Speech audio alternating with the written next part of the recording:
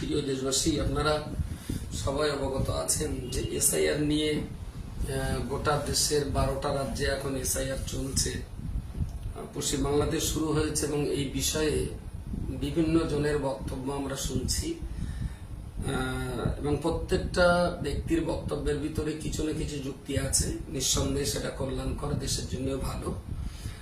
তবে পাশাপাশি আমরা যেটা দেখছি যে স্পেশাল ইন্টেন্সিভ রিভিশন, ভোটার তালিকা বিশেষ নিবিড় সংশোধন, এই প্রকল্প শুরু হতেই দেশের ভিতরে মানুষের একটা বিশাল আতঙ্ক, ভয় এবং শঙ্কা আমরা লক্ষ্য করছি। ইতিমধ্যে এই বিষয়কে ভাবতে ভাবতে মৃত্যুরও কিছু খবর আমরা শুনছি।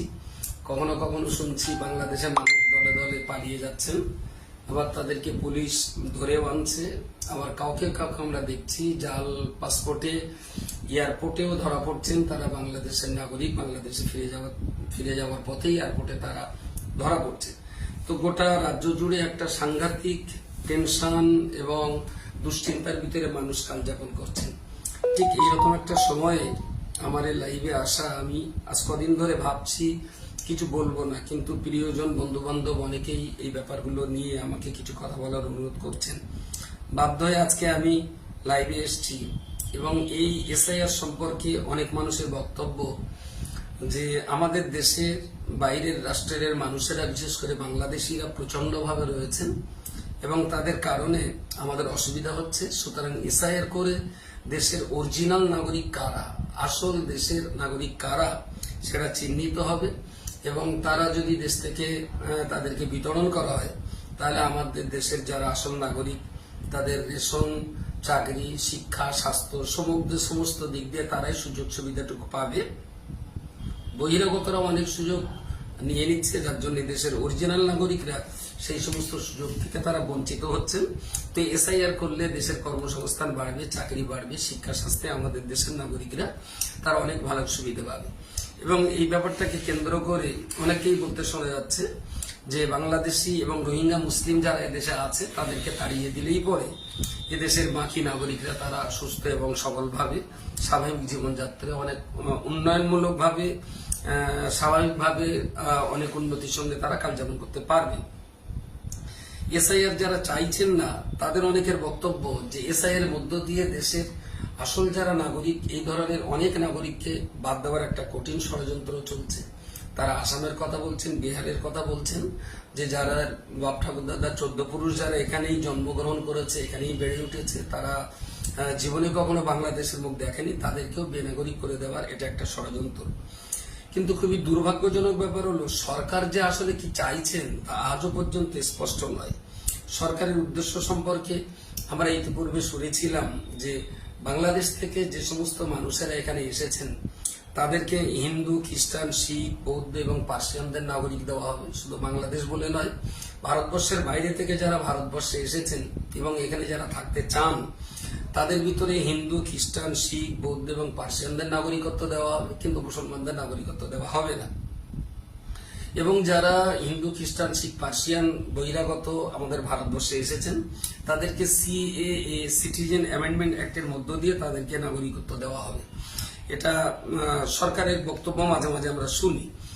আসলে এই সরকার যে কি করতে চাইছে তা স্পষ্ট এখনো আমাদের কাছে অনেক ব্যাপারই স্পষ্ট কিছু এখনো নয়। আসলে কি করা হবে তা এখনো পরিষ্কার পরিচ্ছন্নভাবে দেশের নাগরিক জানতে পারিনি। তবে একটা জিনিস শোনা যাচ্ছে, যেটা অসমর্থিত খবরে অনেকে মনে করছেন বা অনেকে বলছেন, যে যারা দেশের 2002 সালের ভোটার লিস্টে যাদের নাম পাওয়া যাবে না তাদেরকে এদেশের দ্বিতীয় শ্রেণীর নাগরিকত্ব করে দেওয়া হবে। এক কথায় যারা এদেশের নাগরিক প্রমাণ করাতে পারবেন না তাদেরকে দেশের দ্বিতীয় শ্রেণীর নাগরিক করে দেওয়া হবে এবং সরকার অল্প মূল্যে তাদেরকে বিভিন্ন কোম্পানিতে লেবার হিসেবে কাজ করাতে পারবেন। তারা ভোট দিতে পারবেন না, শিক্ষা, স্বাস্থ্যে তারা উল্লেখযোগ্য কোনো সুযোগ সুবিধা তারা পাবেন না, উচ্চশিক্ষা থেকে তারা বঞ্চিত হবেন। আসলে এই জায়গাটায় আমার অত্যন্ত একটা বিষয়ে দুশ্চিন্তা মনে হয় যে দেশে যারা বেনাগরিক বলে প্রমাণিত হবে তাদেরকে যদি দ্বিতীয় শ্রেণীর নাগরিক হিসেবে রাখা হয়, শিক্ষায় তাদের যদি উল্লেখযোগ্য সুযোগ না দেওয়া হয়, স্বাস্থ্যে যদি তাদের উল্লেখযোগ্য সুযোগ না দেওয়া হয় এবং সেই সাথে সাথে তারা এখানে নাগরিক হয়ে থাকবেন, শুধু বড় বড় কোম্পানির স্বল্প মূল্যের লেবার হিসেবে কাজ করবেন। কিন্তু এ কথাটা আমার মাথায় বারবার আসছে, যে সমস্ত মানুষ যারা বংশ পরস্পর শিক্ষায় জায়গা পাবে না, স্বাস্থ্য পাবে না, তারা এদেশে প্রথম শ্রেণীর নাগরিক হতে পারবে না। তো তাদের উৎপাতে, তাদের উশৃঙ্খলতায় দেশের স্বাভাবিক সাধারণ নাগরিক যারা, তারাও কিন্তু খুব শান্তিতে থাকতে পারবেন না। কারণ পশ্চিমবঙ্গে ইতিপূর্বে বিভিন্ন জন বলেছেন, কেউ বলেছেন 1,20,00,000, কেউ বলেছেন 1.5 কোটি, তাদেরকে তাড়ানো হবে। কিন্তু সরকার যদি মনে করেন তাদেরকে তাড়ানো হবে না, এদেশেই তারা দ্বিতীয় শ্রেণী হিসেবে থাকবে, তো 9 কোটি মানুষের ভিতরে রাজ্যের 1.5 কোটি মানুষ যদি শিক্ষা, স্বাস্থ্য এবং রেশনের সুযোগ, বিভিন্ন সুযোগ থেকে বঞ্চিত হয়ে শুধুমাত্র এদেশের শ্রমিক হিসাবে কাজ করবেন, দ্বিতীয় শ্রেণীর নাগরিক হিসাবে, তাহলে আমি মনে করি এই 1.5 কোটি মানুষ তারা স্বাভাবিক জীবনযাপন করতে যখন না পারবে, তখন বিভিন্ন ধরনের অসামাজিক ক্রিয়াকলাপে তারা ব্যস্ত হবে এবং দেশের অরিজিনাল নাগরিক আমরা যারা আছি, আমরা কিন্তু তাদের উৎপাতের কারণে আমরাও স্বস্তির সঙ্গে এখানে বসবাস করতে পারবো না। ফের এসআইআর এর ব্যাপারে আমার আরো কয়েকটি প্রশ্ন আছে। বন্যা কবলিত যে সমস্ত এলাকা, বিশেষ করে এবার কুচবিহারে বা দার্জিলিং এ যে বিশাল বন্যা হয়ে গেল, বা অন্যান্য জায়গায় আমাদের পশ্চিমবঙ্গেও আতাপুর, মণিপুর, সাতজেলিয়া, মোল্লাখালীতেও ইতিপূর্বে যে সমস্ত জায়গায় বন্যা কবলিত জলোচ্ছ্বাসে মানুষ ঘর বাড়ি কাগজপত্র সর্বশান্ত হয়ে গেছেন, তাদের উপায়টা কি হবে? তারা এসআইআর কিভাবে তারা যে দেশের নাগরিক তারা কিভাবে প্রমাণ করাবেন? তাদের কাগজপত্র সব শেষ হয়ে গেছে। আমি মনে করি সরকারের দায়িত্ব যেমন তাদের বন্যার সময় রিলিফ করা, সাধারণ মানুষও রিলিফের কাজ করেছে এবং সরকারও রিলিফের কাজ করেছে, তাদের ঘর বাড়ি বেঁধে দেওয়া, তাদের টিউবওয়েল বসিয়ে দেওয়া, তাদের টয়লেটের ব্যবস্থা করে দেওয়া। তো যে সমস্ত মানুষেরা সর্বশান্ত হয়ে গেছেন, আমি মনে করি সরকারের নিজের দায়িত্বে তাদের voter card, Aadhaar card, ration card, identity card সমস্ত কিছু বানিয়ে দেওয়া, এটা তাদের ডিউটি না, আমি মনে করি এটা গভর্নমেন্টের ডিউটি। সেটা কেন্দ্র সরকার করবে না রাজ্য সরকার করবে, সেটা তাদের ব্যাপার। তবে আমি মনে করি এটা সরকারের ডিউটি। তারা এদেশের নাগরিক বহুকাল ধরে আছে, তাদের যাবতীয় কাগজপত্র সরকারকে তৈরি করে দিতে হবে। পাশাপাশি আরো একটা সমস্যা আছে, আমাদের দেশে সরকারিভাবে অনেক আশ্রম পরিচালিত হয়। যে সমস্ত শিশুরা বাবা মা ছাড়া হসপিটালের সময় বাচ্চা পাওয়া গেছে, যার সন্তান তিনি রেখে চলে গেছেন, পথ শিশু বলি বা যৌনকর্মীদের সন্তান বলি, এমন বহু সন্তান যারা আশ্রমে বা বিভিন্ন জায়গায় সরকারি দায়িত্বে তারা লেখাপড়া শিখছে, সেখানে তারা আছে। তাদেরকে এসআইআর এর মাধ্যমে তারা কিভাবে দেশের নাগরিক প্রমাণ করবে? তারা তো বাপ মায়ের পরিচয় জানে না, তাদের রেশন কার্ডটুকুও নেই, তাদের আধার কার্ড, প্যান কার্ড করা তো অনেক দূরের প্রশ্ন। তারা অত্যন্ত হতাশাগ্রস্ত অবস্থায় কালযাপন করছে। তাদের ব্যাপারে সরকার কি চিন্তা ভাবনা করবে, সেটাও একটা অত্যন্ত দুশ্চিন্তার ব্যাপার বলে আমি মনে করি। এবং এই এসআইআর কে কেন্দ্র করে বা সিএএ কে কেন্দ্র করে গভর্নমেন্ট বারবার এই জিনিসটা চাইছে, দেশের ভিতরে বিভাজন ঘটিয়ে দেওয়া, হিন্দু মুসলমান ভাগ করা। বিদেশ থেকে যারা এসেছে, হিন্দু, খ্রিস্টান, শিখ, বৌদ্ধ, পার্সিয়ান, তাদের নাগরিকত্ব দেওয়া হবে, আর মুসলমানদেরকে নাগরিকত্ব দেওয়া হবে না। এই চিন্তা ভাবনা করে এবং এই রকম আইন পাশ করে তারা আসলে করতে চাইছে কি, দেশের সব সম্প্রদায়ের মানুষকে একদিকে রেখে এবং মুসলমানদেরকে আরেক দিকে ঠেলে দিয়ে দুটো বিভাজন করে দেশের সমস্ত জনসংখ্যাকে মুসলিমদের বিরুদ্ধে খেপিয়ে তোলার একটা কঠিন ষড়যন্ত্র। এবং এই যারা এই কাজটা করছে, আসলে তারা কি মনে করে দেশের মুসলমানদেরকে টাইট দিয়ে ভারতবর্ষের উন্নতি হবে? আসলে তাদের লক্ষ্য এটা না। দেশের বৃহত্তর জনগোষ্ঠীর ভিতরে মাত্র 14% মুসলিম, এই 86% অমুসলিম যারা রয়েছে, আসলে আমি বলা যেতে পারে মুসলিমদের বিরুদ্ধে বারবার এই তোপ দেগে সরকার চাইছে দেশে একটা অস্থিরতা, উশৃঙ্খলতা পরিবেশ তৈরি করে রেখে সরকার তার নিজের স্বার্থ সিদ্ধি করা। যেমন ইতিমধ্যে আপনারা শুনেছেন, দেশের টাকা বিজয় মালিয়ারা হাজার হাজার নয় লক্ষ লক্ষ কোটি টাকা তারা বিদেশে নিয়ে যাচ্ছে। স্বরাষ্ট্রমন্ত্রীর ছেলে কয়েক লক্ষ হাজার কোটি টাকার ঋণ মকুব করে দেওয়া হচ্ছে। এবং সর্বোপরি আমরা দেখতে পাচ্ছি যে মাত্র 1 টাকা একর হারে এই জমি জায়গা দেশের বড় বড় কোটিপতি ব্যবসায়ীদেরকে দেওয়া হচ্ছে। দেশের বৃহত্তর জনগোষ্ঠীর মাথা গরম করে রেখে দিয়ে অস্থিরতা তৈরি করে একেবারে গত 10-12 বছর ধরে আমরা দেখছি একটা সাংঘাতিক রকমের অস্থিরতার মধ্য দিয়ে দেশকে বিকিয়ে দেওয়ার একটা কঠিন ষড়যন্ত্র। এবং তাদের এই ষড়যন্ত্র বুঝতে তো 1 মিনিট সময় লাগার কথা নয়। কারণ যারা ব্রিটিশদের দালালি করেছিল, যে সাভারকর ব্রিটিশদের দালালি করেছিল, যারা বিজেপির উত্তরসূরি, যারা বিজেপির পূর্বপুরুষ, যারা জনসংঘ বলি বা যে নামে আরএসএস বলি, এরা সবাই তো ব্রিটিশদের দালালি করেছিল। এবং আরএসএস এর হেড অফিসে দীর্ঘদিন 2002 সাল পর্যন্ত তারা স্বাধীনতার পতাকা উত্তোলন করেনি, যারা গান্ধীজিকে হত্যা করেছিল। আপনি একটা কথা কি ভাবতে পারবেন না, যে গান্ধীজির ছবি টাকায় দেওয়া হচ্ছে, আবার সেই গান্ধীজিকে যারা হত্যা করেছিল নাথুরাম গডসে, তার মন্দির তৈরি করে তাকে পূজাও করা হচ্ছে। কোথায় বাস করছি আমরা? গান্ধীজিকে আমরা জাতির জনক বলি, তিনি দেশ নেতা ছিলেন, জাতির জনক ছিলেন। তাকে যারা হত্যা করেছে তারাই কিন্তু এখন দেশ চালাচ্ছে। সুতরাং এরা যে ব্রিটিশদের দালালি করবে না, এরা যে দেশের উন্নতি ঘটাবে, এটা কখনোই কোনো মতে বিশ্বাস করা যায় না। আমি দেশের আপামর জনসাধারণের কাছে খুব বিনয়ের সঙ্গে অনুরোধ করে বলবো যে হিন্দু মুসলমানের চোখে না দেখে মানবতার দৃষ্টিতে একবার তাকিয়ে দেখুন। যারা 30-40 বছর আগে সে বাংলাদেশ থেকেই আসুক আর যেখান থেকে আসুক, ওরা যখন এসেছিল কেন তাদেরকে বর্ডারে আটকে দিয়ে ফেরত পাঠানো হয়নি? কেন তাদেরকে আসতে দেওয়া হলো? তারা এই দেশে আসলেন, রেশন কার্ড বানালেন, আধার কার্ড বানালেন, ভোটার কার্ড বানালেন, পাসপোর্ট তৈরি হলো, তারা জমি জায়গা কিনলো, তারা লেখাপড়া সেখানে চাকরি বাকরি করছেন, তাদের ছেলেমেয়েরা অনেক ভালো পড়াশোনা করছেন। জীবনের একটা দীর্ঘ সময় এই ভারতবর্ষে থাকার পর আজকে যদি তাদেরকে বিদেশে তাড়িয়ে দেওয়া হয়, আজকে তাদের ঘর বাড়ি জমি জায়গা চাকরি বাকরি সমস্ত কিছুকে নিঃস্ব করে দিয়ে যদি বিদেশে তাড়িয়ে দেওয়া হয়, কোথায় তাড়িয়ে দেওয়া হবে? কোন দেশ তাদেরকে নেবে? সেটা কি স্পষ্ট হয়েছে? বাংলাদেশ থেকে যদি এসে থাকে তাহলে তারা কি বাংলাদেশ কি তাদেরকে ফেরত নেবে? সরকার কেন তাদের সঙ্গে আলোচনা করে ফেরতের ব্যবস্থা করছেন না? হ্যাঁ, বাংলাদেশ যদি তাদের ফেরত নেয়, সসম্মানে তাদেরকে ফেরত দেওয়া হোক, এবং তারাও মানুষ, এটা বারবার মনে রাখতে হবে। আমাদের রাস্তার ধারে একটা বাচ্চা শিশু 3 দিন 3 মিনিটের বয়সের শিশু যদি পড়ে থাকে, নিশ্চয়ই কেউ না কেউ তাকে কোলে করে হসপিটালাইজ করলে সেখান থেকে তাকে আশ্রমে পাঠানো হয়। এমন একটা শিশুর প্রতি যে ভারতবর্ষ এত দয়া দেখায়, এত মায়া দেখায়, দেশের 1 থেকে 1.5 কোটি মানুষ যদি বেনাগরিক হয়ে যায়, তাদেরকে তাড়িয়ে দেওয়া কেন হবে? তাদেরকে দেশের মাটিতে রেখে দেওয়া হোক, তাদেরকে উপযুক্তভাবে তাদের কর্মসংস্থানের ব্যবস্থা করে দেওয়া হোক।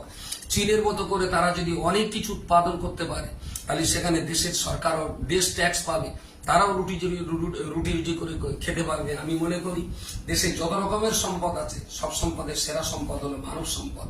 সুতরাং এই মানব সম্পদগুলোকে ভারতবর্ষে রেখে দিয়ে তাদেরকে উপযুক্ত জায়গায় যদি আমরা ব্যবহার করতে পারতাম, তাদের জীবনযাপনও সুন্দর হতো, দেশও আমার এগিয়ে যেত। এবারে যদি বলা হয় যে না, তাদের তাড়িয়ে দেওয়া যাবে না, তাদের রেখে দেওয়া হবে দ্বিতীয় শ্রেণীর নাগরিক হিসাবে, তাহলে আমরা যারা দেশের অরিজিনাল নাগরিক, আমরা সুখ স্বাচ্ছন্দ্যে কাল যাপন করব। আর দেশের দ্বিতীয় শ্রেণীর নাগরিক যারা, তারা অত্যন্ত দুঃখ কষ্টের সঙ্গে কাল যাপন করবে। তাহলে মনে রাখুন, এই 1.5 কোটি মানুষের সঙ্গে তারা যারা অত্যন্ত দুঃখ যাতনা বেদনা নিয়ে যারা বসবাস করবে, তারা কিন্তু দীর্ঘদিন এই সহ্য করবে না। একদিন তারা কিন্তু বিদ্রোহ করবে, এবং তারা বিদ্রোহ করার কারণে আমরা যারা নিজেদেরকে অরিজিনাল নাগরিক বলে বিবেচনা করছি, তাদের উৎপাতের কারণে, তাদের অসামাজিক কার্যকলাপের কারণে আমরাও কিন্তু স্বস্তিতে বসবাস করতে পারবো না। সেই জন্য আমার মনে হয় এক্ষুনি আগে সরকারের সুনির্দিষ্ট হওয়া উচিত, সরকারের বার্তায় স্পষ্ট হওয়া উচিত, তাদেরকে দেশে রাখা হবে না বিদেশে পাঠানো হবে। যদি তাদেরকে বিদেশে পাঠিয়ে দেওয়া হয় সসম্মানে, আমার মত আছে। তাদের যদি এদেশে রাখা হয় দ্বিতীয় শ্রেণীর নাগরিক হিসাবে, এতে আমি খানিকটা আমার দ্বিমত রয়েছে। কারণ একই সঙ্গে প্রথম শ্রেণীর নাগরিক বসবাস করবে, আমার পাশেই থাকবে দ্বিতীয় শ্রেণীর নাগরিক, তারা কিন্তু আমাকে স্বস্তির সঙ্গে এখানে বসবাস করতে দেবে না। তবে এদেশের যারা ভূমিপুত্র, তাদের নাম যে তালিকা থেকে বাদ যাবে না, একথা আমি একবারও বলতে পারি না। কারণ বিহারের অনেক ভূমিপুত্রদের নাম বাদ গেছে, আসামের অনেক ভূমিপুত্র তাদের নামও বাদ গেছে, পশ্চিমবাংলার অনেক ভূমিপুত্র যারা 14 গোষ্ঠী এখানে বসবাস করছেন, তাদের নাম এখানে বাদ যাবে না, একথা বলা যাবে না, যেতে পারে। তো আমি অনুরোধ করবো দেশের জনগণের কাছে যে অন্তত মানবিক দৃষ্টিভঙ্গি নিয়ে একবার মূল্যায়ন করা হোক। হিন্দু এখান থেকে চলে যাবে না মুসলমান চলে যাবে, হিন্দু থাকবে না মুসলমান থাকবে, এই বিচার বিবেচনা না করে মানবিক চোখে মানবের দৃষ্টিতে একবার তাকিয়ে দেবে।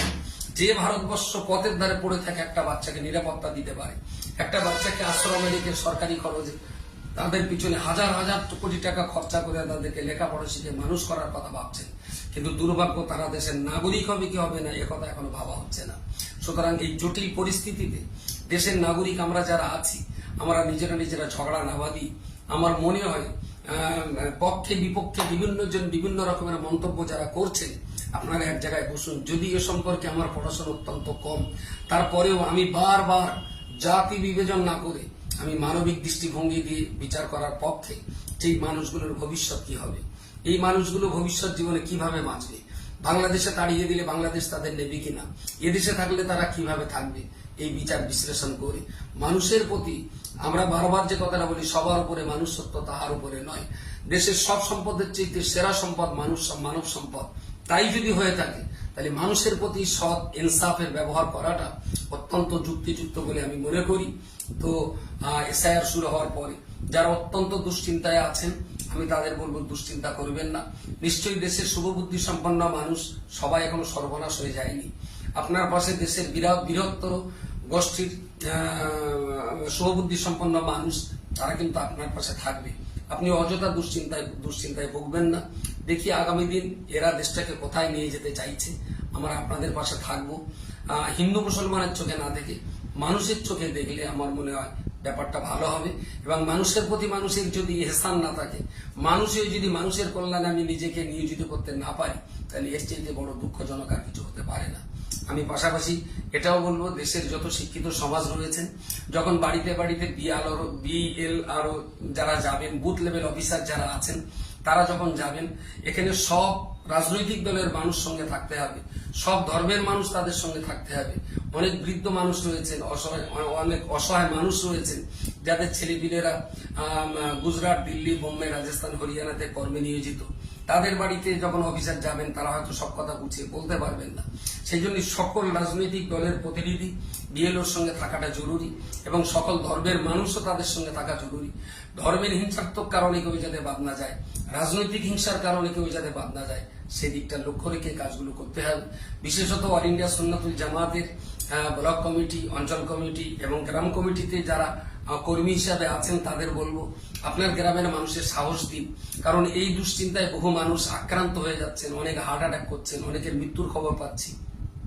তো আপনারা তাদের পাশে থাকবেন, তাদের কাগজপত্র চেক আপ করুন, তাদের কোনো কিছু অভাব থাকলে সেগুলোকে মিটিয়ে দেওয়ার চেষ্টা করুন। প্রয়োজনে তাদের কাগজপত্র নিজেরা গাঁঠির টাকা দিয়ে সংশোধন করে এই অসহায়, গরিব, দুশ্চিন্তাগ্রস্ত মানুষের পাশে থাকার জন্য দেশের আপামর জনসাধারণের কাছে আমি আবেদন করছি, শিক্ষিত সমাজের কাছে আবেদন করছি, রাজনৈতিক নেতৃত্ব কর্মীদের কাছে আমি আবেদন করছি, যেন এই অসহায় মানুষগুলো দুশ্চিন্তা আমরা দূর করতে পারি, তাদের পাশে থাকতে পারি। এতটুকুই কথা আপনাদের কাছে এবং শুভবুদ্ধি সম্পন্ন মানুষদের কাছে মানুষের ভাবনা ভাবার জন্য অনুরোধ করছি। হিন্দু মুসলমানের কথা ভাবতে আমি নিষেধ করছি, কারণ এ পর্যন্ত আমার কাছে যা খবর আছে, বিভিন্ন জন বলছেন, এখনো পর্যন্ত যা খবর আছে, যারা বাংলাদেশে পালিয়ে যাচ্ছেন তারা সব কিন্তু মুসলিম, তারা সব কিন্তু হিন্দু। আমি ভেবেই পাচ্ছি না যে দেশ থেকে তাদের এসআইআর করে বাদ দেওয়ার চিন্তা হচ্ছে। তো যারা তাদের নিজস্ব চিন্তা ভাবনা, তাদের জন্মভূমি বাংলাদেশে ফিরে যাচ্ছে, তাহলে তাদের আটকানো হচ্ছে কেন? তাদের ছেড়ে দেওয়া হোক না। আপনারা তো তাড়িয়ে দেওয়ার চিন্তাই যখন করছেন, তারা স্বেচ্ছায় চলে যাচ্ছিল, তাহলে এরপরেও তাদের আটকানো হচ্ছে কেন? আর এখানে যখন আটকিয়ে রেখে দিয়েছেন, তাহলে মনুষ্যত্বের মর্যাদা দিয়ে, মানবিক দৃষ্টিভঙ্গি দিয়ে তাদেরকে লক্ষ্য রাখুন। এখনো পর্যন্ত আমার কাছে যা খবর আছে, মুসলিমের তুলনায় প্রচুর পরিমাণে হিন্দু মানুষ তারা দুশ্চিন্তায় ভুগছেন। আমি হিন্দু মুসলমানের চোখে দেখতে রাজি না, আমি মানুষ হিসাবে মানুষের চোখে বিচার করতে রাজি। সুতরাং মানুষের পাশে যদি দাঁড়িয়ে আমি যদি মানুষ হয়ে মানুষের কল্যাণে নিজেকে আত্মনিয়োগ করতে না পারলাম, তাহলে আমার মানব জীবন 16 আনাই ব্যর্থ বলে আমি মনে করি। সুস্থ থাকুন, ভালো থাকুন, সবাইকে আমি মানুষের পাশে থাকার অনুরোধ জানিয়ে আজকে ছোট্ট আলোচনা এখানে শেষ করছি। আসসালামু আলাইকুম রহমতুল্লাহ।